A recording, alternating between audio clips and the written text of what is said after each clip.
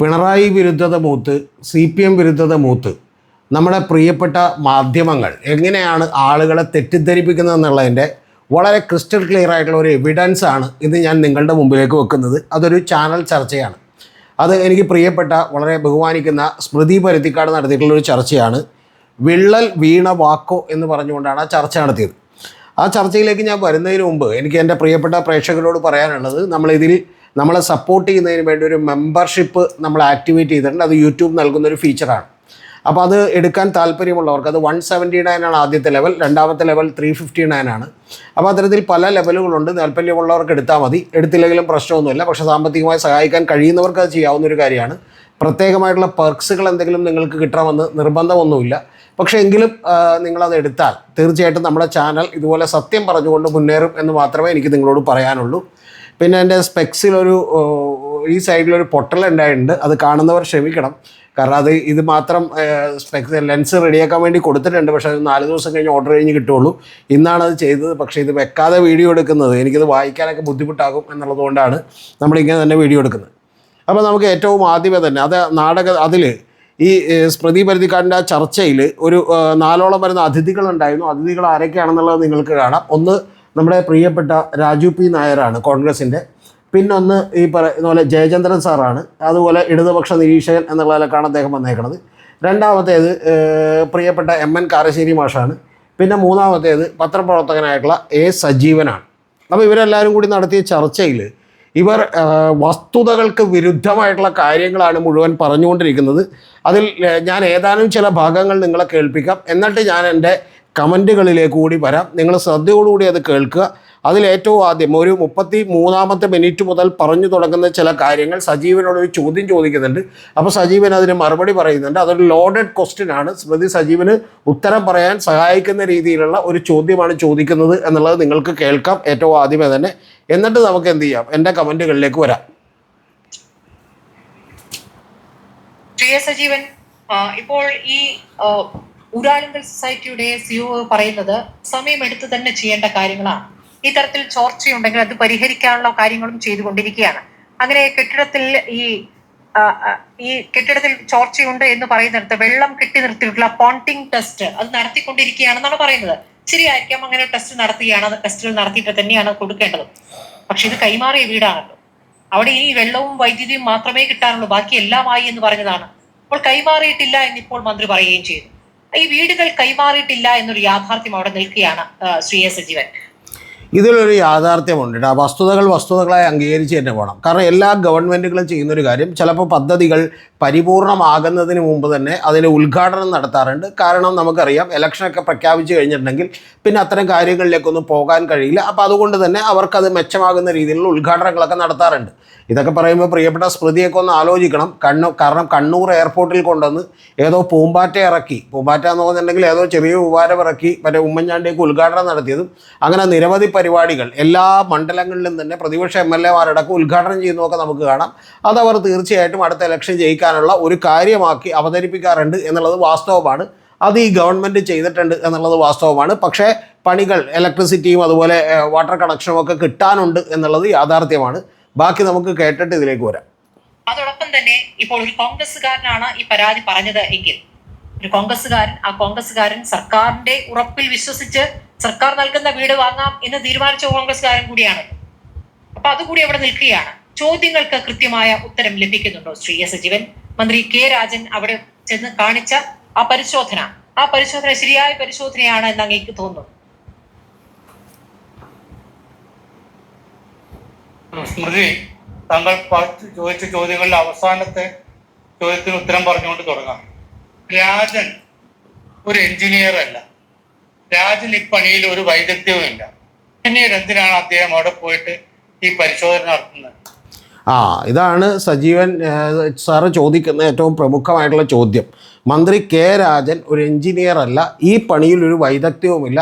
പിന്നെ ചാണ്ടി ഉമ്മനൊക്കെ അദ്ദേഹത്തെ കൂലിപ്പണിക്കാരൻ എന്നും മേസറി പണിക്കാരനെന്നോ വാർക്കപ്പണിക്കാരനെന്നോ കുളിച്ചോ കളിയാക്കുന്നതൊക്കെ നമ്മൾ കേട്ടു. എനിക്ക് സജീവനോടും സ്മൃതിയോടും ഈ ചർച്ചയ്ക്കിരിക്കുന്ന ബഹുമാനപ്പെട്ട കാരശ്ശേരി മാഷോടും പിന്നെ നമ്മുടെ സ്വയം കാലയിട്ട് വെടിവെച്ചിട്ടുള്ള രാജു പി നായരോടും ഒക്കെ ചോദിക്കാനുള്ള ഒരു ചോദ്യമുണ്ട്. ഇതിൽ ആർക്കാണ് ഈ ചർച്ചയ്ക്ക് ഇരിക്കാൻ പോലും വൈദഗ്ധ്യമുള്ളത്? എന്താ സിവിൽ ഇലക്ട്രിക്കൽ സിവിൽ വർക്കൊക്കെ കഴിഞ്ഞ് അല്ലെങ്കിൽ സിവിൽ എഞ്ചിനീയറിംഗിൽ എന്താണ് മറ്റേ MS എടുത്ത അല്ലെങ്കിൽ MTech എടുത്തിട്ടുള്ള ആളുകളാണോ ഈ വന്നിരിക്കുന്നതെല്ലാം? ഇതിൻ്റെ അടിസ്ഥാനപരമായ ഒരു കാര്യം എന്താണ്? ഇതിൻ്റെ യാതൊരുവിധ ബേസും ഇല്ലാത്ത ഈ പറയുന്ന പോലെ മാധ്യമങ്ങൾ ഒരു കള്ളത്തരം പ്രചരിപ്പിച്ചു. ആ കള്ളത്തരം എന്താണ്? ആ കള്ളത്തരം എന്ന് പറയുന്നത് അവിടെ വിള്ളലുണ്ടായി എന്നാണ്. വിള്ളൽ എന്ന് പറയുന്നത്, ക്രാക്ക് എന്ന് പറയുന്നത് മറ്റൊരു സംഭവമാണ്. വെള്ളം കിനിയുക എന്നാണ് നമ്മൾ പറയുന്നത്. അല്ലാതെ ഭിത്തിയിൽ ക്രാക്ക് ഉണ്ടാകുക, വിള്ളലുണ്ടാവുക, അങ്ങനെ വിള്ളലൊക്കെ ഉണ്ടാവാറുണ്ട്. അങ്ങനെ വിള്ളലുണ്ടായിട്ടില്ല. ഇനി ഏറ്റവും വലിയ രണ്ടാമത്തെ കാര്യം, ഇത് പെൻസിൽ കൊണ്ടുള്ള വര മുഴുവൻ വലിയ പ്രധാനപ്പെട്ട മാധ്യമങ്ങളൊക്കെ തന്നെ ഇത് വിള്ളലാണ് എന്ന് പറഞ്ഞ് കാണിച്ചുകൊണ്ടിരുന്നു. അപ്പോൾ സജീവന് ചോദിക്കാൻ പാടില്ല, ഏത് മാധ്യമ പ്രവർത്തകനാണ് ഇത്തരത്തിൽ വൈദഗ്ധ്യമുള്ള ആൾ, ഏത് സിവിൽ എഞ്ചിനീയറാണ് നിങ്ങളുടെ അടുത്ത് ഇത് പറഞ്ഞു തന്നതെന്ന് ചോദിക്കാൻ പാടില്ല. അത് പെൻസിൽ വര ക്രാക്കാണെന്നുള്ളത് അത് നിങ്ങൾ ചോദിച്ചില്ലല്ലോ.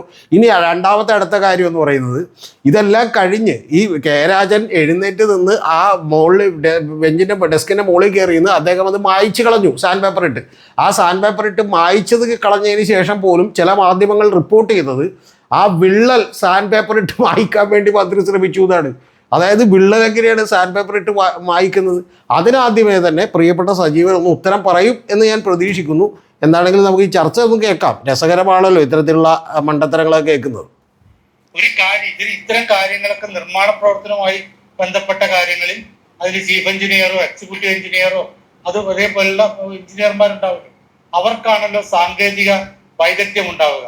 അവരാണ് ഇത് പെൻസിൽ കൊണ്ട് വരച്ചതാണോ ചോക്ക് കൊണ്ട് വരച്ചതാണോ വിള്ളലാണോ എന്നൊക്കെ കണ്ടെത്തിയിട്ട് പറയും. എനിക്ക് സജീവന് ഈ കമൻറ്റ് കേട്ടിട്ട് എനിക്ക് ചിരി അടക്കാൻ പറ്റുന്നുണ്ടായില്ല. കാരണം വെച്ചാൽ പെൻസിൽ കൊണ്ട് വരച്ചതാണോ എന്നുള്ളത് വൈദഗ്ധ്യമുള്ള സിവിൽ എഞ്ചിനീയർ വന്ന് പരിശോധിക്കണോ എന്നൊക്കെ പറഞ്ഞു. അതിൻ്റെ ഒന്നും ആവശ്യമില്ല എൻ്റെ സജീവൻ സാറേ.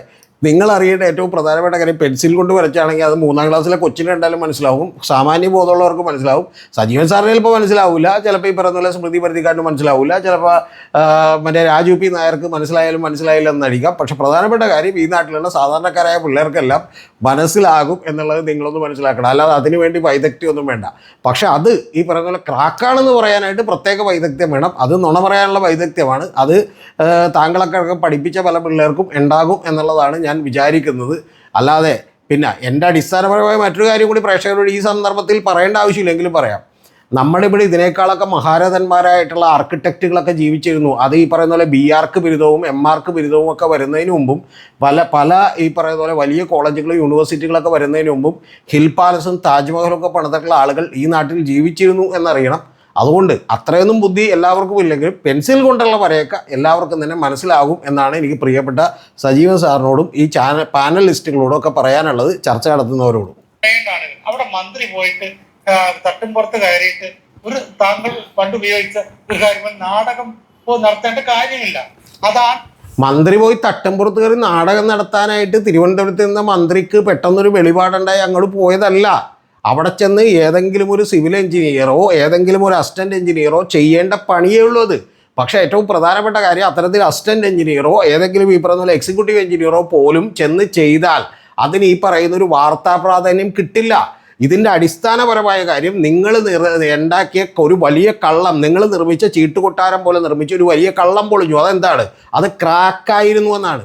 ഞാൻ ഈ കഴിഞ്ഞ ദിവസങ്ങളിൽ സുഹൃത്തായിട്ടുള്ള ജിമ്മി, നമ്മുടെ മീഡിയ വണ്ണിലാണ് ഇപ്പോൾ ഓർക്കുകയാണ്, നേരത്തെ റിപ്പോർട്ടർ ചാനലായിരുന്നു, ജിമ്മി പറഞ്ഞൊരു ഉദാഹരണമുണ്ട്. അതായത് ജിമ്മി ഒരു വീട് പണിത് കഴിഞ്ഞിട്ടും ആ വീട്ടിൽ വെള്ളം കിരിഞ്ഞിരുന്നു. പിന്നെ അതെന്ത് ചെയ്തു, ലീക്ക് പ്രൂഫ് ചെയ്തുകൊണ്ട് അതെന്ത് ചെയ്തു, അത് ക്ലിയർ ചെയ്തു. ഇതിൽ ഏറ്റവും പ്രധാനപ്പെട്ടൊരു കാര്യം കൂടിയുണ്ട്. ഈ 178 വീടുകൾ പണിതതിൽ 178ലും ഇതുപോലെ പോണ്ടിങ് ടെസ്റ്റ് നടത്തുകയും സത്യം നിങ്ങളോട് പറഞ്ഞിട്ടുണ്ടെങ്കിൽ അതിൽ 3 ഇതുപോലെ ചോർച്ച, അതുപോലെ ഈ പറയുന്ന പോലെ വെള്ളം കിനിയുന്നത് കണ്ടെത്തുകയും ചെയ്തു. ആ കണ്ടെത്തുകയും ചെയ്തത് ആരാണ്? ഈ പറയുന്ന അവിടെ താമസിക്കാൻ വേണ്ടി താക്കോൽ കൊടുത്തിട്ടുള്ള ആളുകൾ വിദഗ്ധരായ എഞ്ചിനീയർമാരുമായിട്ട് കണ്ടെത്തിയതല്ല. അവിടെയുള്ള ഊരാളുങ്കലിൻ്റെ എഞ്ചിനീയർമാർ തന്നെ കണ്ടെത്തി അവർ പെൻസിൽ കൊണ്ട് വരച്ചതാണ്. പക്ഷെ പെൻസിൽ കൊണ്ട് വരച്ച വര ഭാഗ്യം കൊണ്ട് ഈ നമ്മുടെ ചാനലുകൾ അത് ഭയങ്കര ഗംഭീര വിള്ളലാക്കി. ഇപ്പോഴത്തെ പ്രശ്നം അവിടെ നൗഫലിനോട് സംസാരിക്കാൻ പോലും മന്ത്രി പോകേണ്ടതില്ല. കാരണം ഇങ്ങനെ സംഭവം ഉണ്ടായാൽ അത് പരിഹരിക്കേണ്ട ചുമതല ബന്ധപ്പെട്ട ഉദ്യോഗസ്ഥന്മാർക്കാണ്. ബന്ധപ്പെട്ട ഉദ്യോഗസ്ഥന്മാർ പോയി പരിശോധിച്ചാൽ ആടിനെ പട്ടിയാക്കുന്ന നിങ്ങളുടെ ഈ പ്രചരണം പൊളിയില്ല കേരളത്തിൽ. അതാണ് പ്രശ്നം. ആളുകൾക്കാണ്, അവരാണ് പരിഹരിച്ചതിന് ശേഷം മാത്രമേ പറ്റൂ. പിന്നെ ആരാണത് മാർക്ക് ചെയ്തത് എന്ന കൂടി ചോദ്യം കൂടി മന്ത്രിക്ക് മനസ്സിൽ തോന്നേണ്ടതായിരുന്നില്ലേ? ആരാണത് അവിടെ മാർക്ക് ചെയ്ത് വെച്ചിരിക്കുന്നത്? അവിടുത്തെ എഞ്ചിനീയർമാരാണ്. അവിടെ ഈ ചോർച്ച സ്മൃതി ആരാണ് മാർക്ക് ചെയ്തത് എന്നുള്ളത് മന്ത്രി ചോദിക്കേണ്ട ആവശ്യമില്ല. കാരണം അത് ഊരാളും ലേബർ സൊസൈറ്റിയുടെ എഞ്ചിനീയേഴ്സ് ആണെന്നുള്ളത് മന്ത്രിക്കും അറിയാം, ഈ നാട്ടിലെ എല്ലാവർക്കും അറിയാം, നാട്ടുകാർക്കും അറിയാം. പക്ഷെ ആരാണിത് വിള്ളൽ എന്നാണ് കണ്ടെത്തിയത് എന്നുള്ളതാണ് സ്മൃതി ആദ്യം ചോദിക്കേണ്ട ചോദ്യം. അത് സ്മൃതിക്ക് ചോദിക്കാൻ പറ്റില്ല എന്നുള്ളത് എനിക്കറിയാം. പക്ഷെ പറ്റിയില്ലെങ്കിൽ കുഴപ്പമില്ല, ഞങ്ങൾ ക്ഷമിച്ചു. പക്ഷേ ഈ പറയുന്ന പോലെ ആ ചോദ്യമല്ല, ഈ ചോദ്യം മന്ത്രി ചോദിക്കണമെന്ന് പറയുന്നതിന് യാതൊരു അടിസ്ഥാനവും ഇല്ല സ്മൃതി. ഉണ്ടായ ഭാഗത്ത് അടയാളം ഇട്ട് വെച്ചിരിക്കുന്നത് ആ എഞ്ചിനീയർമാരാണ്. അവരോട് ചോദിച്ചാൽ മതി. അവർ തന്നെ മാർക്ക് ചെയ്ത് വെച്ചത് മന്ത്രി ചെന്ന് മായ്ക്കുന്നതിന്റെ അർത്ഥം എന്താണ്? ഈ ചോർച്ച എന്ന് പറഞ്ഞാൽ താഴ്ഭാഗത്തല്ലല്ലോ ചോർച്ച, മുകളിൽ നിന്നല്ലേ ചോർച്ച ഉണ്ടാവുക. പിന്നെയും ചോദിക്കുന്നുണ്ട്, ഞാൻ വീണ്ടും മറുപടി പറയാൻ ബാധ്യസ്ഥരാവാണ്. അവിടെ മന്ത്രി എന്ന് മായ്ക്കേണ്ടി വരുന്നതിൻ്റെ കാര്യം ഇത് വിള്ളലാണ് എന്ന് പറഞ്ഞ് നിങ്ങൾ പ്രചരണം കൊടുത്തുകൊണ്ടാണ്, വേറെ ഒരു കുഴപ്പമില്ല. നിങ്ങൾ ഈ പറയുന്ന പോലെ കള്ളം പ്രചരിപ്പിച്ചുകൊണ്ടാണ് മന്ത്രി കെ രാജന് പോയി അത് ചെയ്യേണ്ടി വന്നത്. മുകളിൽ കയറി നോക്കണമായിരുന്നു. അതിന് പകരം താഴെ അത് മാർക്ക് ചെയ്ത ഭാഗം, എഞ്ചിനീയർമാർ തന്നെ മാർക്ക് ചെയ്ത ഭാഗം മായ്ച്ചു കളഞ്ഞ് എന്ത് തെളിയിക്കാനാണ് മന്ത്രി ശ്രമിച്ചതെന്നുള്ളതാണ്. I can teach you code in Python in just 30 days, even if you've never written a single line of code before. How? Simple. In my 30-day Python using AI bootcamp, you don't learn to code the hard way anymore. You learn to think like a developer. പരസ്യം വന്നാണ്. പിന്നെ വേറൊരു പ്രധാനപ്പെട്ട കാര്യം കൂടി ഉള്ളത്, ഇതിൽ സ്മൃതി പറയുന്ന ഒരു കാര്യം മോളിൽ ചെന്ന് നോക്കണമായിരുന്നു. മോളിൽ ചെന്ന് നോക്കി ഒന്നും കാണാൻ പറ്റില്ല സ്മൃതി. അവിടെ ഈ പറയുന്ന പോലെ അങ്ങനെ വെള്ളം പോകുന്നത് മറ്റേ കാനയൊന്നും പണിതിട്ടില്ല താഴേക്ക്. അവിടെ ചെന്നാൽ ഈ വെള്ളം കെട്ടി നിർത്തിയത് കാണാൻ പറ്റും എന്ന് മാത്രമേ ഉള്ളൂ. അത് വെള്ളം ഇങ്ങനെ കിരിഞ്ഞിറങ്ങുന്നത് നമുക്ക് സാധാരണ നേത്രങ്ങൾ കൊണ്ടങ്ങോട്ട് കാണാൻ പറ്റാത്തൊരു കാര്യമാണ്. അതുകൊണ്ട് മോളിൽ പോയി നോക്കിയിട്ടൊന്നും യാതൊരു കാര്യമില്ല. ആകെയുള്ള മന്ത്രിയുടെ പ്രധാനപ്പെട്ട പ്രശ്നം ഒരൊറ്റ കാര്യം ഉണ്ടായുള്ളൂ. ആ കാര്യം എന്ന് പറയുന്നത് നിങ്ങൾ ഈ പെൻസിൽ വര വിള്ളലാണെന്ന് പറഞ്ഞ് നിങ്ങൾ പ്രചരിപ്പിച്ചുകൊണ്ടാണ്. നാടകം എന്ന് പറഞ്ഞു രാജനോട് പോയി ചെയ്തിരുന്നത് നാടകം മാത്രമാണ്. കാരണം അദ്ദേഹം അവിടെ പോവേണ്ട ആളല്ല. അദ്ദേഹം നിർദ്ദേശം കൊടുക്കാം സർക്കാരിന്. എൻ്റെ പൊന്ന് സജീവ് സാറേ, നിങ്ങളാണ് ഈ പറയുന്ന പോലെ നാടകം കളിക്കുന്നത്. നിങ്ങൾ വിള്ളൽ നാടകം എന്ന് പറയുന്ന ഒരു നാടകം, ഒരു പെൻസിൽ വരയെ വിള്ളലാക്കുകയും ആ വിള്ളൽ നിങ്ങൾ വെള്ളം കിനിയുന്നതാണെന്ന് മനസ്സിലാക്കാതെ പോവുകയും എന്ത് ചെയ്യുകയും ചെയ്തു. അത് ഷ്രിങ്ക് അതിൻ്റെ സാങ്കേതികത്വത്തിലേക്കൊന്നും ഞാൻ കിടക്കുന്നില്ല. നിങ്ങൾ ഏതെങ്കിലും സാമാന്യ ബോധമുള്ള ഒരു എഞ്ചിനീയർ വിളിച്ച് ചോദിച്ചു നോക്കി അയാൾ ചിരിക്കുമെന്ന് കേട്ടിട്ടുണ്ടെങ്കിൽ, അപ്പോൾ ഇതൊക്കെ ഈ പറയുന്ന ചൂടത്തൊക്കെ വീട് പണിയുമ്പോൾ സംഭവിക്കാവുന്ന കാര്യമാണ്. അതെല്ലാം പോട്ടെ, അതൊക്കെ പൊക്കോട്ടെ. പക്ഷെ പ്രധാനപ്പെട്ട ഒരു കാര്യം എന്ന് പറയുന്നത് നാടകം കളിക്കുന്നത് നിങ്ങളുടെ ഈ ചർച്ചയാണ് എന്നുള്ളതാണ് എനിക്ക് പറയാനുള്ളത്. ശരിക്കും നാടകം മാത്രമല്ല, പണ്ടൊക്കെ നമ്മൾ കണ്ടിട്ടുള്ള ബാലെ, അതുപോലെ തന്നെ കുച്ചിപ്പുടി, മുടിയേറ്റ് പോലെയുള്ള കലാരൂപങ്ങളുടെ എല്ലാം സമ്മിശ്രമായിട്ടുള്ള ഒരു പരിപാടിയാണിത് എന്നുള്ളത് ഖേദത്തോടു കൂടി ഞാൻ പറയട്ടെ. ചുമതല മന്ത്രിമാരുടെ ചുമതല എന്ന് പറയുന്നത് ഭരണമാണ്. അവര് ഇത്തരം കാര്യങ്ങൾ ചെയ്യേണ്ട ആളുകളെ കൊണ്ട് അത് ചെയ്യിക്കുകയാണ്. അദ്ദേഹം താഴെ നിന്ന് മായ്ക്കേണ്ട കാര്യമില്ല, ചോക്ക് വരെ കൊണ്ട് വരച്ചാരാണെന്ന് ചോദിക്കേണ്ട കാര്യമില്ല. അവിടെ അങ്ങനെ ചോർച്ച ഉണ്ടെങ്കിൽ കർക്കശമായിട്ട് അത് അങ്ങനെ ചോർച്ചയാണെങ്കിൽ, വീഴ്ച ഉണ്ടായിട്ടുണ്ടെങ്കിൽ അതിന് മേൽനോട്ടം വഹിക്കേണ്ട ഉദ്യോഗസ്ഥന്മാരുണ്ടല്ലോ. ആ ഉദ്യോഗസ്ഥന്മാർക്ക് നടപടി എടുക്കുകയാണ് വേണ്ടത്. അത്തരം കാര്യങ്ങളും ചെയ്യാതെ ഇത്തരം പോയിട്ടുള്ള കാര്യം. അതുകൊണ്ടാണ് ഞാൻ ആ വാക്ക് സാധാരണ ഇതിൽ ഇങ്ങനെ കടത്തി പറയാറില്ല. അത് നാടകമാണ്, ഒരു സംശയമില്ല. ഇതില് ഒരു കാര്യം എന്ന് പറയുന്നത്, താങ്കൾ ഒരു ചോദ്യം ചോദിച്ചല്ലോ ഉദ്ഘാടനത്തിന്റെ കാര്യം. പിന്നെ സജീവ് സാറിനെ ഞാൻ കുറ്റപ്പെടുത്തില്ല. കാരണം ഇത് നാടകമാണ് എന്ന് സാറ് പറയുന്നത് എന്തുകൊണ്ട് നന്നായി. കാരണം അല്ലെന്നുണ്ടെങ്കിൽ അടുത്ത ദിവസം ഒരു ചർച്ചയ്ക്ക് വിളിക്കില്ല. അപ്പോൾ അതുകൊണ്ട് ചർച്ചയ്ക്ക് വിളിക്കണമെങ്കിൽ നമ്മൾ ഇതുപോലെയുള്ള നാടകമാണ് എന്നുള്ളതൊക്കെ പറയുന്നത് വളരെ നന്നായിരിക്കും എന്നുള്ളത് മാത്രമേ എനിക്ക് താങ്കളോട് ഓർപ്പിക്കാനുള്ളൂ. നമ്മളെപ്പോഴും ഉദ്ഘാടനം എന്നുള്ള വാക്ക് പ്രയോഗിക്കപ്പോഴാണ് അതിന്റെ പരിസമാപ്തിക്ക് ശേഷം അത് പൊതുജനങ്ങൾക്ക് വിട്ടുകൊടുക്കുക, അല്ലെങ്കിൽ അത് സമർപ്പിക്കുന്ന ഒരു ഘട്ടത്തിലാണ് ആ ഉദ്ഘാടനം എന്ന് പറയാം. പക്ഷേ ഇതിന്റെ ഉദ്ഘാടനം നടന്നിട്ടുള്ളത് ഇപ്പം മന്ത്രിമാർ. സജീവ് സാറൊക്കെ നമ്മുടെ നാട്ടിൽ ഇപ്പോൾ ഇന്നലെ പുള്ളി സിംഗപ്പൂരിൽ നിന്നോ അല്ലെങ്കിൽ ഫിലാഡൽഫിയെന്നോ ഒക്കെ എത്തിയതേ ഉള്ളൂ എന്നുള്ളതാണ് എനിക്ക് മനസ്സിലാവുന്നത്. എൻ്റെ പൊന്നു സജീവ് സാറേ, ഞാൻ വേണമെങ്കിൽ ഒരു 1000 എണ്ണത്തിന് നമ്പർ പറഞ്ഞുതരാം. കേന്ദ്ര ഗവൺമെൻറ് മുതൽ പഞ്ചായത്ത് മെമ്പർമാർ വരെയുള്ള ആളുകൾ, പഞ്ചായത്ത് പ്രസിഡന്റ് വരെയുള്ള ആളുകൾ നിരവധി പദ്ധതികളുടെ ഉദ്ഘാടനം നടക്കുന്ന ഏതാണ്ട് 90%, 95% അല്ലെങ്കിൽ 100% പൂർത്തിയാക്കാൻ വേണ്ടി നിൽക്കൂല. അവർ തെരഞ്ഞെടുപ്പ് വരുന്നതിന് മുമ്പ് അവർക്ക് അതിൻ്റെ മൈലേജ് കിട്ടുന്നതിന് വേണ്ടിയിട്ട് അവരെന്ത് ചെയ്യും? അവർ തീർച്ചയായിട്ടും ഉദ്ഘാടനം നടത്തും. ഇത് ഉമ്മൻചാണ്ടിയുടെ കാലത്തും കണ്ടിട്ടുള്ളതാണ്, കേക്കറിൻ്റെ കാലത്ത് കണ്ടിട്ടുള്ളതാണ്. അതിന് മുമ്പ് ഒരു പക്ഷേ EM ശങ്കരൻ നമ്പൂതിരിപ്പാടിൻ്റെ കാലത്ത് ഉണ്ടായിരുന്നോ ഇല്ലെന്ന് എനിക്കറിയാൻ പാടില്ല, നരേന്ദ്രമോദിയുടെ കാലത്തും ഉണ്ടായിട്ടുള്ളതാണ്. അപ്പം അതുകൊണ്ട് യാഥാർത്ഥ്യമായിട്ട് അംഗീകരിക്കുക, അല്ലാതെ പണി പൂർണ്ണമായിട്ടും തീർത്തതിന് ശേഷം അങ്ങനെയാണോ കണ്ണൂർ എയർപോർട്ട് ഉദ്ഘാടനം ചെയ്ത് പറയുന്നുണ്ട്. അതുകൊണ്ട് കാര്യമില്ലല്ലോ. എന്തിനാണ് നിങ്ങൾ താക്കോൽ കൊടുത്തിട്ടുള്ളത്? താക്കോൽ കൊടുത്തിട്ടുള്ളത് ഈ പൂർത്തിയാക്കിയ ഭവനങ്ങളുടെ താക്കോലാണല്ലോ കൊടുക്കുന്നതാണല്ലോ പറഞ്ഞത്. അല്ലാതെ ഞങ്ങളിതാ പകുതി പണി എടുത്തിട്ട് താക്കോല് കൊടുക്കാനെന്ന് അന്ന് പറഞ്ഞിരുന്നെങ്കിൽ നമുക്കത് വിശ്വസിക്കാം. പണി ഇനി തീരാനുണ്ട്. ഇത് ഉദ്ഘാടനം നടത്തിയിട്ടുണ്ടെങ്കിൽ അത് തീർച്ചയായിട്ടും അത് ഇലക്ഷന്റെ ഭാഗമായിട്ടുള്ള മറ്റൊരു സ്റ്റണ്ടായിരുന്നു എന്ന കാര്യത്തിൽ ഒരു സംശയമില്ല. കാരണം ഇലക്ഷന്റെ സമയത്ത് ഞങ്ങൾ എത്ര വീട് ഒരു ടൗൺഷിപ്പ് ഉണ്ടാക്കിയിട്ട് കൊടുത്തിരിക്കുന്നു എന്ന് കാണിക്കുന്നു. ജൂലൈ 2024 ജൂലൈ 30 ശേഷം ശരിയാണ്. ഇലക്ഷന് മുമ്പ് ഇലക്ഷനിൽ പ്രചരണത്തിൽ ഒരു അഡ്വാൻറ്റേജ് കിട്ടാൻ വേണ്ടി തന്നെയാണ് ചെയ്തത്.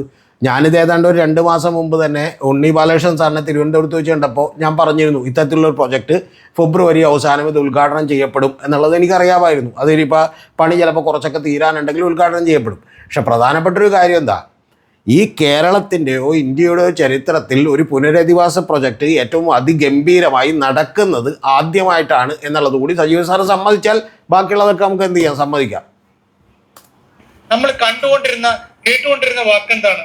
എല്ലാ പ്രധാനമന്ത്രി മുതൽ ഇങ്ങോട്ടേക്ക് എല്ലാ ആളുകളും നേതാക്കന്മാരെല്ലാവരും വന്നിട്ട് പറഞ്ഞ് ഞങ്ങൾ നിങ്ങളോടൊപ്പം എന്നാണ്. ചൂരൽമല മുണ്ടക്കൈ ഭാഗത്തുള്ള ആളുകളോടൊക്കെ അവർ ഈ ദുരന്തത്തിൽ നിന്ന് രക്ഷപ്പെട്ട ആളുകളോട് പറഞ്ഞ് ഞങ്ങൾ നിങ്ങളോടൊപ്പമുണ്ട്, നിങ്ങൾ ഒറ്റയ്ക്കല്ലാന്നായിരുന്നു. അത് ആവർത്തിച്ച് പറഞ്ഞു. 2 വർഷത്തോളമായില്ലേ. ഇപ്പോഴും വീട് വെച്ചു കൊടുക്കുന്നതിനെ കുറിച്ചുള്ള പ്രശ്നമാണ്. കോൺഗ്രസ്സുകാർ പറയുന്നു ഞങ്ങൾ പിരിച്ച പണം ഞങ്ങൾ കൊടുത്തോളും, ഞങ്ങളുടെ സേവനമാണ്. നിങ്ങൾ സേവനം ചെയ്തോളൂ. കോൺഗ്രസിനോട് മാത്രമല്ല സർക്കാരിനോട് ഇടതുപക്ഷത്തോടു കൂടി പറയുന്നു. ഈ കാര്യങ്ങളൊക്കെ ജനങ്ങൾ നൈസായിട്ട് എന്തായാലും കോൺഗ്രസിനെ കുറിച്ച് കൂടി ഒന്ന് പറഞ്ഞു. പക്ഷെ കോൺഗ്രസിൻ്റെ വീട് കിട്ടും, ഞങ്ങൾ തരാമെന്ന് പറഞ്ഞ് ഗവൺമെൻറ്റിൽ നിന്ന് 15 ലക്ഷം രൂപ മേടിച്ചിട്ട് പോയിട്ടുള്ള നിരവധി ആളുകൾ ഇപ്പോൾ വെയിലത്തും മഴയത്തും നിൽക്കുകയാണ്. വീട് പോയിട്ട് അവരുടെ വീടിൻ്റെ തറക്കല്ലിടലൊക്കെ പോലും അവരുടെ വീടിൻ്റെ ഇപ്പോൾ പോലെ കല്ലിടൽ പോലും കാണാൻ ഭാഗ്യമില്ലാതെ എന്നൊരു വാക്കുകൂടി നിങ്ങൾ ഇതിൻ്റെ ഒപ്പം ചേർക്കേണ്ടതാണ്. ഈ ചർച്ചയിലിരുന്ന് കഴിഞ്ഞ ദിവസങ്ങളിൽ നമ്മുടെ രാജു പി നായർ പറയുന്നത് ഞങ്ങൾ ചെയ്യുന്ന ഒരു സന്നദ്ധ പ്രവർത്തനമാണ്, അതിന് നിങ്ങളെന്തിനാ ചോദ്യം ചെയ്യണമെന്ന് ചോദിച്ചാൽ നിങ്ങളെ ചോദ്യം ചെയ്യും. കാരണം നിങ്ങൾ ഈ കേരളത്തിലെ ആളുകളുടെ കയ്യിൽ നിന്ന് പണം പിരിച്ചെടുത്താണ് നിങ്ങൾ ആ സന്നദ്ധ പ്രവർത്തനം ചെയ്തത്. അല്ലാതെ രാജു പി നായർ വീട്ടിൽ നിന്നുള്ള പണം കൊണ്ടുവന്ന ഒരു സന്നദ്ധ പ്രവർത്തനം ഒരു വീട് വെച്ച് വരാമെന്ന് പറഞ്ഞാൽ നമ്മളാരും ചോദിക്കുന്നില്ല. അതുപോലെയുള്ള വിടുവായന്മാരൊക്കെ 150 പേര് ഈ നാട്ടിലില്ലേ. ഇപ്പം അഖിൽമാരാർ അവനൊരു വീട് വെച്ച് കൊടുത്തേക്കാന്ന് പറഞ്ഞ് നമ്മൾ കണ്ടാൽ പോലും ചോദിക്കൂല. കാരണം എന്താണെന്ന് വെച്ചാൽ അവൻ്റെ കയ്യിൽ നിന്ന് കാശ് കൊടുത്ത് വീട് വെച്ച് കൊടുക്കാമെന്നാണ് പറഞ്ഞേക്കണം. അത് കുഴപ്പമില്ല രാജു പി നായരെ. പക്ഷേ നിങ്ങൾ പണം പിരിച്ചു എന്തെന്നും പറഞ്ഞ് ഈ കേരളത്തിലെ കോൺഗ്രസിൽ വിശ്വസിക്കുന്ന ആളുകളുടെ കയ്യിൽ നിങ്ങൾ പണം പിരിച്ചു. പക്ഷെ അതിൽ നൗഫൽ എന്ന് പറയുന്ന ആളെ ഞാൻ അഭിനന്ദിക്കുന്നു. കാരണം അയാൾക്കറിയായിരുന്നു, കോൺഗ്രസ്സുകാരനാണെങ്കിലും അയാൾക്കറിയായിരുന്നു കോൺഗ്രസിൻ്റെ വീട് കിട്ടൂലെന്ന്. അതുകൊണ്ട് ഗവൺമെൻറ് വീടാകുമ്പോഴത്തേക്ക് ഇത്തിരി വെള്ളമൊക്കെ കിരിച്ചാലും അത് കിട്ടുമെന്ന് അറിയായിരുന്നു. അതുകൊണ്ട് പുള്ളി പോയി മേടിച്ചു. പിന്നെ ഈ പറയുന്ന ഞാനിതൊന്ന് കട്ട് ചെയ്തിട്ട് ഇപ്പോൾ അടുത്തേക്ക് വരാം. ഇതിൽ അദ്ദേഹം പറയുന്നൊരു വാചകം കൂടിയുണ്ട്. ആ വാചകം എന്ന് പറയുന്നത് ഈ പറയുന്ന മറ്റേ സജീവൻ സാറ് പറയുന്നൊരു കാര്യം 2 കൊല്ലമായില്ലേ എന്നുള്ളതാണ്. ഈ 2 കൊല്ലമായില്ലേ, എന്തുകൊണ്ടാണത് വൈകിയത് എന്നുള്ളതിന് ഞാൻ നിങ്ങളൊരു വീഡിയോ കേൾപ്പിക്കാം. ആ വീഡിയോ അരുൺകുമാറിൻ്റെ വീഡിയോ ആണ്. ഇതിന് ശേഷം ഈ ചർച്ചയ്ക്ക് ശേഷം തൊട്ടടുത്തുണ്ടായിട്ടുള്ള മീറ്റ് ദ ഡീറ്റെയിൽസിലിരുന്ന വീഡിയോ ആണ്. ഞാൻ അത്രയും തൊണ്ട പൊട്ടി പറയട്ടല്ലോ എന്ന് വിചാരിച്ചിട്ടാണ്. എനിക്ക് അതിനേക്കാൾ കൂടുതൽ ഡീറ്റെയിൽസ് എൻ്റെ കൈവശമുണ്ട്. പക്ഷെ പറയാത്തത് നിങ്ങൾ അറിയേണ്ടത് അതേ ചാനലിൽ തന്നെ അതിൻ്റെ തന്നെ മാനേജിങ് എഡിറ്ററായിട്ടുള്ള ഈ പറയുന്ന പോലെ കൺസൾട്ടിങ് എഡിറ്ററായിട്ടുള്ള അതിൻ്റെ ചീഫായിട്ടുള്ള അരുൺകുമാർ പറയുന്നത് കൂടി നിങ്ങളൊന്ന് കേൾക്കണം. അത് കേൾക്കുമ്പോൾ മനസ്സിലാവും യഥാർത്ഥത്തിൽ ഗവൺമെൻറ് വളരെ സ്തുത്യർഹമായിട്ടുള്ള ഒരു എഫേർട്ട് ഇട്ടിട്ടുണ്ട് എന്ന് മനസ്സിലാവും. ഇതറിയാത്ത ആളാണ് സജീവൻ സാറെന്നോ ഇത് അന്വേഷിച്ച് കണ്ടെത്താൻ പറ്റാത്ത ആളാണെന്നോ ഞാൻ അർത്ഥമാക്കുന്നില്ല. പക്ഷേ ഈ പറയുന്ന പോലെ മറ്റേ ധൃതരാഷ്ട്രയുടെയൊക്കെ ഗാന്ധാരി മറ്റേ സ്വയം കണ്ണ് കെട്ടിയതുപോലെ ഗാന്ധാരി കണ്ണ് കെട്ടിയതുപോലെ കണ്ണ് കെട്ടിയിട്ട് ചർച്ചയ്ക്ക് ഇരിക്കുന്നവരാണ് ഇവർ എന്നുള്ളത് മാത്രമേ ഇതിനർത്ഥമുള്ളൂ. ഞാൻ ആ വീഡിയോ കൂടി നിങ്ങളെ കാണിക്കാം. എന്തുകൊണ്ടാണ് ഗവൺമെൻറ് പ്രൊജക്റ്റ് ഈ 2 കൊല്ലത്തേക്ക് നീണ്ടത് എന്നുള്ളതിന് വളരെ കൃത്യമായിട്ടുള്ളൊരു മറുപടി ഞാൻ നമ്മുടെ ഈ ചർച്ച കാണിച്ചല്ലോ. ആ ചർച്ചയ്ക്ക് ശേഷമുള്ള തൊട്ട് ഏതാനും മിനിറ്റുകൾക്ക് ശേഷം തുടങ്ങിയിട്ടുള്ള മീറ്റ് ദ എഡിറ്റേഴ്സിൻ്റെ 26ാമത്തെ മിനിറ്റ് മുതൽ ഏതാണ്ട് 31ാമത്തെ മിനിറ്റ് വരെ അരുൺകുമാർ വളരെ കൃത്യമായി വിശദീകരിക്കുന്നുണ്ട്. ഇത് സജീവൻ സാറും സ്മൃതി പരുത്തിക്കാട് സൈഡിൽ നിന്ന് കേൾക്കുന്നുണ്ട്. അപ്പോൾ അതുകൂടി നമുക്കൊന്ന് കേട്ടാൽ ഏതാണ്ട് കംപ്ലീറ്റ് ആയി നമ്മുടെ സംശയങ്ങൾ തീരും എന്നുള്ളതാണ് എനിക്ക് പറയാനുള്ളത്. നിങ്ങൾ മുഴുവനായും തന്നെ കേൾക്കുക. ഈ 2 ചോദ്യങ്ങളാണ് യഥാർത്ഥത്തിൽ ഇത് നീളുകയാണോ എന്നുള്ളതാണ്. എന്തുകൊണ്ട് ഇത് നീളുന്നു എന്നുള്ളതാണ്. ഇതിലൊരു രാഷ്ട്രീയ ഇച്ഛാശക്തി പ്രകടിപ്പിച്ചിട്ടില്ലേ എന്നുള്ളതാണ്. രാഷ്ട്രീയ ഇച്ഛാശക്തി പ്രകടിപ്പിച്ചിട്ടുണ്ട് എന്നുള്ളതാണ് എന്റെ ആദ്യത്തെ വാദം. രണ്ടാമത്തത്, മന്ത്രി രാജൻ ഇത് ചെയ്യേണ്ടിയിരുന്നോ എന്നുള്ളൊരു ചോദ്യമാണ് ചോദിച്ചത്. വൈകാരികമായി ഇടപെടേണ്ടിയിരുന്നോ? വൈകാരികമായി ഇടപെടുക തന്നെ വേണം. കാര്യം വൈകാരികമായി ഓരോ ഘട്ടത്തിലും ഇടപെട്ടിട്ടുണ്ട് മന്ത്രി എന്ന നിലയിൽ. കാരണം ഒരു മനുഷ്യൻ എന്ന നിലയിൽ ആ ദുരന്ത നിവാരണവുമായി ബന്ധപ്പെട്ടുകൊണ്ട് പല ഘട്ടങ്ങളിലും മിനിസ്റ്റർ കെ രാജനുമായി വ്യക്തിപരമായിട്ടും നമ്മുടെ റിപ്പോർട്ടിങ്ങിന്റെ ഭാഗമായിട്ടും ഒക്കെ ഇടപെടുന്ന സമയത്തും ആ മനുഷ്യൻ വൈകാരികമാകുന്നത് കണ്ടിട്ടുണ്ട്. ഇന്നിപ്പോ കൂലിപ്പണിക്കാരനെന്നും വാർക്കപ്പണിക്കാരനെന്നും പറഞ്ഞ് അധിക്ഷേപിക്കുകയാണ് കേരളത്തിന്റെ റവന്യൂ വകുപ്പ് മന്ത്രി.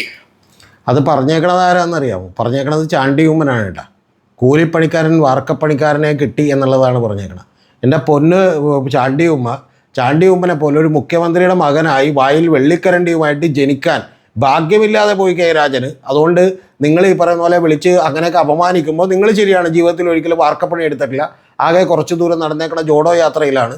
ആ ജോഡോ യാത്രയിലുള്ള അല്ലാതെ നടന്നിട്ടുണ്ടാവില്ല. അതുകൊണ്ട് കെ രാജനെയും ഈ പറയുന്ന പോലെ അതുപോലെയുള്ള കെ രാധാകൃഷ്ണനെയും പോലെയുള്ള ആളുകളെ ഒന്നും നിങ്ങൾ ഇതുപോലെ അങ്ങോട്ട് കളിയാക്കാൻ നിൽക്കണ്ട എന്നുള്ളത് മാത്രമാണ്. ഇന്ന് കെ രാജൻ അതിന് കഴിഞ്ഞ ദിവസം മറുപടി പറഞ്ഞിട്ടുണ്ട്. അത് അഭിമാനപൂർവ്വം ഞാൻ ഏറ്റെടുക്കുന്നു എന്നാണ് പറഞ്ഞേക്കണം. നിങ്ങളുടെ മണ്ടൻ സ്ട്രാറ്റജിയാണ് എന്നുള്ളത് ഒന്നുകൂടി പറഞ്ഞു നോക്കട്ടെ, വേറൊരു ടോപ്പിക്കാണെങ്കിലും. ഒരർത്ഥത്തിൽ പറഞ്ഞാൽ കൂലിപ്പണിക്കാരനെന്നും ഈ വാർക്കപ്പണിക്കാരനെന്നും ഉള്ളത് മന്ത്രി കെ രാജന് കിട്ടുന്ന അഭിമാനപരമായിട്ടുള്ള കെ രാജൻ പറഞ്ഞിട്ടുണ്ട് ഭാഗ്യത്തിന് മുതലാളി എന്ന് വിളിച്ചില്ലല്ലോ എന്നാണ് എന്നുള്ളതാണ്. നമ്മുടെ മന്ത്രിക്ക് അങ്ങനെ ചില പദവികൾ ഉള്ളത് നല്ലതാണ് എന്നുള്ളതാണ്. അദ്ദേഹം അവിടെ ചെയ്തതിനെ ഒട്ടും മോശമായി ഞാൻ കാണുന്നില്ല. വളരെ പ്രൊഫഷണലായ ഒരു പാരാമീറ്ററിന്റെ അടിസ്ഥാനത്തിൽ നോക്കിയാൽ ഇത് മന്ത്രി ചെയ്യേണ്ടിയിരുന്നോ ചോദ്യത്തിന് അത് മന്ത്രി ചെയ്യേണ്ടിയിരുന്നതല്ല, അത് എഞ്ചിനീയർ ചെയ്യേണ്ടിയിരുന്നതാണ്. പക്ഷെ മന്ത്രി ചെയ്യാൻ ഇടയായ സാഹചര്യം എന്താണ് എന്നത് കൂടി രണ്ടാം ഘട്ടത്തിൽ ഞാൻ വ്യക്തമാക്കാം. ആദ്യ ഘട്ടത്തിലേക്ക് എത്തിയാൽ നോക്കൂ, ഇച്ഛാശക്തി ഉണ്ടായിരുന്നു ഈ പ്രോജക്ട് നടപ്പിലാക്കാൻ. ഇച്ഛാശക്തി ഉണ്ടായിരുന്നു എന്നുള്ളതാണ്. എന്തായിരുന്നു ആ ഇച്ഛാശക്തിയുടെ കാരണം? ജൂലൈ 30-ാം തീയതി വയനാട് ഈ ദുരന്തം നടക്കുന്നു. 60 ദിവസത്തിനുള്ളിൽ ഭൂമി ഏറ്റെടുക്കാൻ വേണ്ടിയിട്ട് തീരുമാനിക്കുന്നു. 60 ദിവസത്തിനുള്ളിൽ വയനാട്ടിലെ ഭൂമി കണ്ടെത്തുന്നതിനെ കുറിച്ച് ആന്റോ അഗസ്റ്റിൻ പലതവണ പറഞ്ഞിട്ടുണ്ടല്ലോ. അവിടെ കേസും നൂലാമാലയും ഇല്ലാതെ ഭൂമി ഏറ്റെടുക്കാൻ കഴിയുമോ? കോൺഗ്രസ് ഭൂമി ഏറ്റെടുത്തിട്ട് അവിടെ രജിസ്ട്രേഷൻ രണ്ടാമത് ഏറ്റെടുത്ത ഈ ആന്റോ അഗസ്റ്റിൻ പറഞ്ഞത് എന്ന് പറഞ്ഞാൽ, ആന്റോ അഗസ്റ്റിൻ കഴിഞ്ഞ തവണ ഒരു മീറ്റ് ദ ഡീറ്റെയിൽസിൽ ഇരുന്ന് തന്നെ പറയുന്നുണ്ട്. എന്ന് പറഞ്ഞാൽ ഞാൻ എൻ്റെ സ്ഥലം ഫ്രീ ആയിട്ട് കൊടുക്കാമെന്ന് പറഞ്ഞതാണ്. പക്ഷേ ആ സ്ഥലം ഗവൺമെൻറ് ഉദ്യോഗസ്ഥന്മാർ വന്ന് നോക്കിയതിന് ശേഷം ഇത് പോരാ എന്ന് പറഞ്ഞുകൊണ്ട് അവരെന്ത് ചെയ്തു എന്ന് പറഞ്ഞാൽ ഇതിനേക്കാൾ കുറച്ചുകൂടി ബെറ്റർ ആയിട്ടുള്ള കുറേ കൂടി നല്ല സ്ഥലം എടുത്തു കൊടുക്കണം എന്നുള്ളത് പറഞ്ഞു. അങ്ങനെ കൊടുക്കണമെന്ന് തീരുമാനിച്ചപ്പോൾ ഗവൺമെൻറ് ഉദ്ദേശിക്കുന്ന തലത്തിൽ, അത് അദ്ദേഹം പറഞ്ഞ വാചകങ്ങളാണ് ഞാൻ പറഞ്ഞത്, എക്സാക്ട്ലി അതേ വേർഡിങ്സ് ആണ്. ആ ഗവൺമെൻറ് ഉദ്ദേശിക്കുന്ന തലത്തിൽ ഒരു വലിയ പ്രൊജക്റ്റായിട്ടാണ് ചെയ്യാൻ ഉദ്ദേശിക്കുന്നത്. അത്രയൊന്നും നമ്മളെ കൊണ്ട് എടുക്കാൻ പറ്റില്ല എന്ന് പറഞ്ഞ് ഞങ്ങൾ ബാക്ക് ഔട്ട് ചെയ്തു എന്നുള്ളതാണ് പറഞ്ഞത്. ഭൂമിയുടെ രജിസ്ട്രേഷൻ പോലും ഇതുവരെയും കഴിഞ്ഞിട്ടില്ല.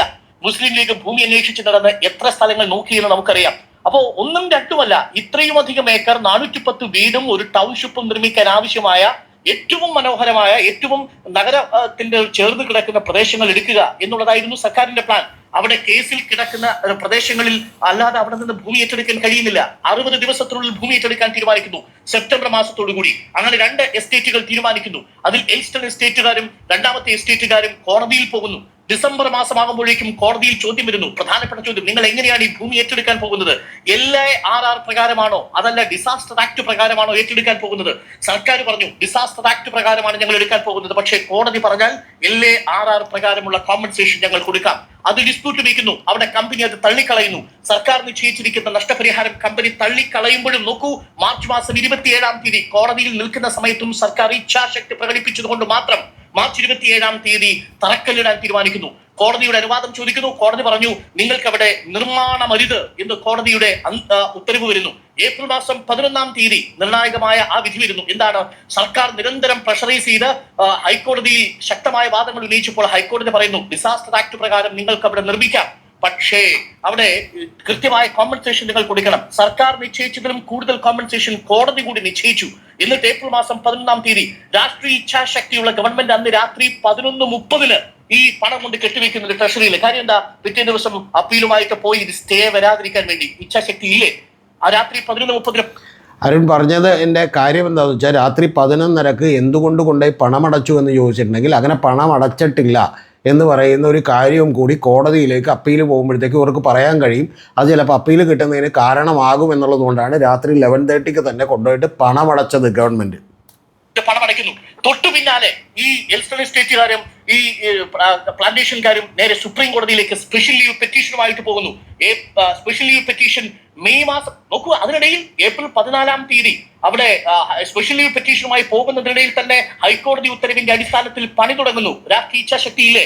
ആ സുപ്രീം കോടതിയിൽ മെയ് മാസമാകുമ്പോഴേക്കും സ്പെഷ്യൽ ലീവ് പെറ്റീഷൻ തള്ളുന്നു എന്ന് പറഞ്ഞാൽ ഇതിന് പൂർണ്ണമായും ക്ലിയറൻസ് കിട്ടുന്നത് എപ്പോഴാണ്? 2025 ഏപ്രിൽ മാസം 14-ാം തീയതി പണി തുടങ്ങിയെങ്കിലും മെയ് മാസത്തിലാണ് സുപ്രീം കോടതിയുടെ ക്ലിയറൻസ് കിട്ടുന്നത്. അതിനുശേഷം എന്താ സംഭവിച്ചത്? June, July, August, September, October ഈ മാസങ്ങൾ 2025 മെയ് മാസമാണ് കേട്ടോ. അത് നിങ്ങൾ പ്രത്യേകം ശ്രദ്ധിക്കണം. കേരളം കണ്ട വലിയ മഴയാണ്. വയനാട് കണ്ട ഏറ്റവും വലിയ മഴയാണ്. അവിടെ ഈ പ്രദേശങ്ങൾ പൂർണ്ണമായും നിരപ്പാക്കി അവിടെ ഓരോ കൺസ്ട്രക്ഷനും കഴിയുന്ന തരത്തിൽ പ്ലോട്ട് തിരിച്ചു കൊടുക്കാൻ പറ്റാത്ത തരം പ്രതികൂലമായ കാലാവസ്ഥയാണ്. അവിടെയാണ് പിയാസുൽ പറഞ്ഞതുപോലെ, ഊരാളുകൾ പറഞ്ഞതുപോലെ ഡിസംബർ 20-ാം തീയതിയാണ് യഥാർത്ഥ വീട് പണി ആരംഭിക്കാൻ കഴിയുന്നത്. അത്ര പ്രതികൂലമായ സാഹചര്യങ്ങളിലും പിന്നീട് നിർമ്മാണം നടത്തേണ്ടതാരാ? ഊരാളുകളാണ്. ഊരാളുകൾ എന്താ പറഞ്ഞത്? ഉറപ്പ് കൊടുത്തത് ഞങ്ങൾ ഒരു 3-4 മാസം കൊണ്ട് ഇത് പൂർത്തിയാക്കി തരാം, അടുത്ത മഴയ്ക്ക് മുമ്പ് ഇത് പൂർത്തിയാക്കി തരാം എന്നാണ്. അതാണ് മുഖ്യമന്ത്രി ആദ്യം പറയുന്ന ഉറപ്പ്. അത് അടുത്ത മഴയ്ക്ക് മുമ്പ്. മുഖ്യമന്ത്രി എഞ്ചിനീയർ അല്ലല്ലോ. ഊരാളുകൾ പോലൊരു ഏജൻസി ഏൽപ്പിച്ചതിന് ശേഷം ആ ഏജൻസി പറയുന്നു ഇത് അടുത്ത മഴയ്ക്ക് മുമ്പ് ഞങ്ങൾ കൊടുക്കാമെന്ന് പറയുന്നു. അതാണ് മുഖ്യമന്ത്രി പറയുന്ന ആദ്യത്തെ ഉറപ്പ് എന്ന് പറയുന്നത്. ഇത് ഇച്ഛാശക്തിയുള്ള ഗവൺമെന്റ് അല്ലെങ്കിൽ ഇത് ഇത്ര വേഗം സാധ്യമാകുമോ എന്നുള്ളതാണ് പ്രധാനപ്പെട്ട ചോദ്യം. പക്ഷേ എല്ലാ പ്രോസസ്സും നല്ലതാണ്. പക്ഷെ അതിന്റെ ഫലം ഗുണഭോക്താക്കൾ കിട്ടിയില്ലെങ്കിൽ എന്ത് പ്രയോജനം എന്ന ചോദ്യത്തിൽ വളരെ പ്രാധാന്യമുണ്ട്. അവിടെയാണ് യഥാർത്ഥത്തിൽ സംഭവിച്ച പാളിച്ച. വേണ്ടത്ര തൊഴിലാളികളെ അവിടെ ഉറപ്പുവരുത്താൻ സാധിച്ചിട്ടുണ്ടോ? 2500 തൊഴിലാളികളൊക്കെ ഉണ്ടായിരുന്നു. പക്ഷെ പിന്നീട് അതിനുശേഷം അവർ പലരും ബംഗാളിലേക്കൊക്കെ പോയി എന്നൊക്കെ ഊരാളുകൾ പറയുമ്പോഴും ഈ പറയുന്ന മാർച്ച് മാസം 1-ാം തീയതി നടന്ന ആ ഉദ്ഘാടനവും താക്കോൽ കൈമാറ്റത്തിലും അന്ന് ദുരന്തബാധിതർ ആവശ്യപ്പെട്ടത് ഞങ്ങൾക്ക് പട്ടയം തരണം, ഞങ്ങൾക്ക് റേഷൻ കാർഡ് തരണം, ഞങ്ങൾക്ക് കയറി കിടക്കാനുള്ള ഒരു വീട് കിട്ടുമെന്നുള്ള ഉറപ്പ് കിട്ടണം. അതിന്റെ ഭാഗമായി താക്കോൽ കൊടുക്കുന്നു. അവരവരുടെ യൂണിറ്റ് കണ്ട് ഇഷ്ടപ്പെടുന്നു. പക്ഷെ അടിസ്ഥാനമായിട്ട് 2-3 ചില ഘടകങ്ങൾ ബാക്കിയുണ്ട്. അതിന്റെ ഭാഗമായിട്ടുള്ള പരിശോധനയാണ് ഇനിയാണ് രണ്ടാമത്തെ ഭാഗത്തേക്ക് വരുന്നത്. അതിന്റെ ഭാഗമായിട്ടുള്ള അപ്പോൾ അത് ക്രിസ്റ്റൽ ക്ലിയറായി നിങ്ങൾക്ക് എല്ലാവർക്കും മനസ്സിലായി എന്നാണ് ഞാൻ കരുതുന്നത്. അതുകൊണ്ട് ഒരിക്കൽ കൂടി ഞാൻ പറയുന്നു, നാടകം മന്ത്രി രാജൻ്റെ അല്ല, ഇവിടുത്തെ മാധ്യമങ്ങളും ഈ പറയുന്ന പോലെ ചർച്ചാ തൊഴിലാളികളും കൂടിയാണ് ആ നാടകം നടത്തിയത്.